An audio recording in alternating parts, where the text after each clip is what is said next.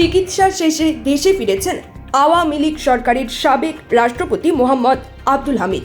তার হঠাৎ বিদেশ যাত্রা ও বিরুদ্ধে দায়ের হওয়া হত্যা মামলাকে কেন্দ্র করে যে পালিয়ে যাওয়ার গুঞ্জন উঠেছিল, দেশে ফিরে সেটির অবসান ঘটালেন তিনি। রোববার 8 জুন দিবাগত রাত 1:30টার দিকে থাই এয়ারওয়েজের একটি ফ্লাইটে তিনি ঢাকার হযরত শাহজালাল আন্তর্জাতিক বিমানবন্দরে পৌঁছান। রাত 1:45 হুইল চেয়ারে করে তিনি ইমিগ্রেশন কাউন্টারে যান। প্রায় 1 ঘন্টা পর রাত 2:45টার দিকে তার ইমিগ্রেশন প্রক্রিয়া সম্পন্ন হয় এবং রাত 3টায় তিনি বিমানবন্দর ত্যাগ করেন।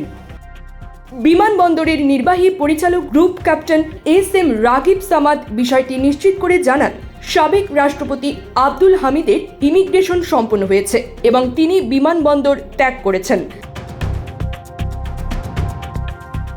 গত 8 মে রাতে থাই এয়ারওয়েজের TG340 নম্বর ফ্লাইটে চিকিৎসার জন্য ব্যাংককের উদ্দেশ্যে ঢাকা ছাড়েন আব্দুল হামিদ।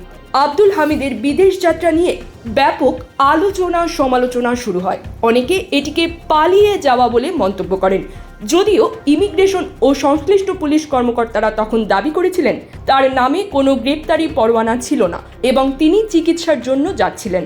তবু অন্তর্বর্তী সরকার 3 জন পুলিশ কর্মকর্তার বিরুদ্ধে দায়িত্বে অবহেলার অভিযোগে ব্যবস্থা নেয়।